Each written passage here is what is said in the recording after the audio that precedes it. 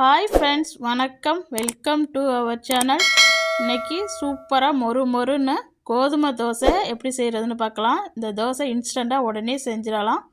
First time பார்க்க நண்பர்களுக்கு ஒரு அன்பான வேண்டுகோள், சேனலை சப்ஸ்கிரைப் பண்ணிக்கோங்க, லைக் பண்ணுங்கள், ஷேர் பண்ணுங்கள். வாங்க வீடியோக்குள்ளே போகலாம். நான் இன்றைக்கி ஒரு பவுலில் அரை கப்பு கோதுமை மாவு எடுத்துக்கிறேன். அது கூட ஒரு கப்பு அரிசி மாவு எடுத்துக்கிறேன். எந்த அரிசி மாவு வேணாலும் நீங்கள் எடுத்துக்கலாம். அது கூட தேவையான அளவு உப்பு ஒரு ஸ்பூன் நான் போட்டுக்கிறேன். ஒரு ஸ்பூன் ஜீரகம் எல்லாத்தையும் சேர்த்து அது கூட ஒரு 3 கப்பு தண்ணி சேர்த்துக்கலாம்.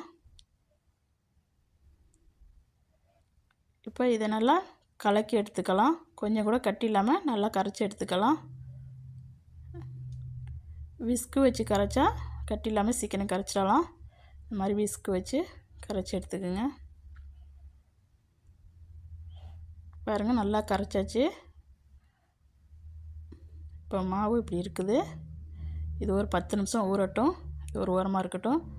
நம்ம இந்த தோசைக்கு ஏற்ற ஒரு பூண்டு சட்னி தயார் பண்ணிக்கலாம். ஒரு 5 காஞ்ச மிளகாயை நல்லா ஊற வச்சுட்டு சேர்த்துருக்கேன். அது கூட ஒரு 10 பல் பூண்டு, ஒரு தக்காளியை கட் பண்ணிவிட்டு சேர்த்துருக்கேன். இப்போ இதுக்கு தேவையான அளவு உப்பு சேர்த்துக்கலாம். இப்போ இதை நல்லா பேஸ்ட்டாக அரைச்சி எடுத்துகிட்டு வந்துடுங்க. எவ்வளோ முடியுமோ அவ்வளோவுக்கு சாஃப்டாக அரைச்சி எடுத்துக்கோங்க. பாருங்கள், இப்போ அரைச்சாச்சு. இப்போ ஒரு பவுலுக்கு மாற்றிக்கலாம். இப்போ இதுக்கு ஒரு தாளிப்பு கொடுத்துக்குங்க. கடுகு, கருவேப்பிலையெல்லாம் போட்டு தாளித்து கொட்டிக்குங்க.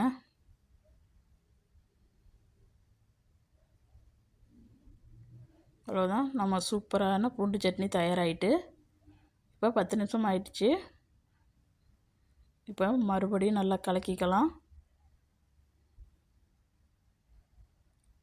இப்போ இது கூட நான் வெங்காயம் சேர்த்துக்கிறேன். ஒரு முழு வெங்காயத்தை கட் பண்ணிவிட்டு சேர்த்துருக்கேன். இப்போ அதே மாதிரி ஒரு கேரட்டை நல்லா துருவிட்டு சேர்த்துருக்கேன். உங்கள் விருப்பம்தான், நீங்கள் இந்த மாதிரி ஆனியன் கேரட்லாம் சேர்த்தும் செய்யலாம், இல்லாட்டா நீங்கள் சேர்க்காமையும் செய்யலாம். 2 பச்சை மிளகாய் கட் பண்ணி சேர்த்துக்கிறேன். இது கூட கொத்தமல்லி தழை கொஞ்சமாக சேர்த்துக்கலாம். நீங்கள் கருவேப்பிலை வேணால் சேர்த்துக்கலாம். இது கூட நான் கொத்தமல்லி மட்டும் தான் சேர்த்துருக்கேன். இப்போ இதை நல்லா மிக்ஸ் பண்ணிக்கலாம். இப்போ நம்ம மாவு ரெடி ஆகிடுச்சு. கொஞ்சம் கட்டியாக இருக்குது பாருங்கள், இப்படி இருக்குது. இன்னும் ஒரு கப்பு தண்ணி சேர்த்துக்கலாம். மொத்தமாக நான் 4 கப்பு தண்ணி சேர்த்துருக்கேன். இப்போ மாவு கரெக்டான பக்குவத்தில் இருக்குது. இது ஒரு ஓரமாக இருக்கட்டும். நம்ம இப்போ தோசை தவாவை நல்லா ஹீட் பண்ணிக்கலாம். இப்போ ஹீட் ஆனது பிறகு இந்த மாதிரி ஒரு கப்பில் எடுத்துக்கிட்டு எல்லா இடத்துலையும் படுற மாதிரி ஊற்றிக்குங்க, இடைவெளி இல்லாமல்.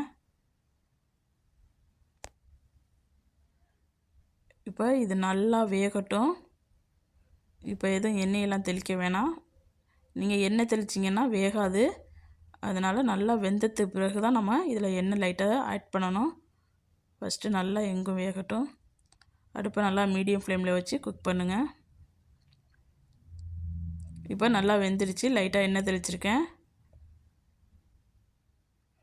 இப்படி நல்லா வெந்தத்து மரவும் நம்ம எண்ணெய் தெளித்தோம்னா தான் நல்லா மொறுன்னு நம்மளுக்கு தோசை சூப்பராக இருக்கும். பாருங்கள், அப்படியே மடித்து எடுக்க வேண்டியதான். சூப்பராக ரெடி ஆகிடுச்சு பாருங்கள் நம்ம தோசை.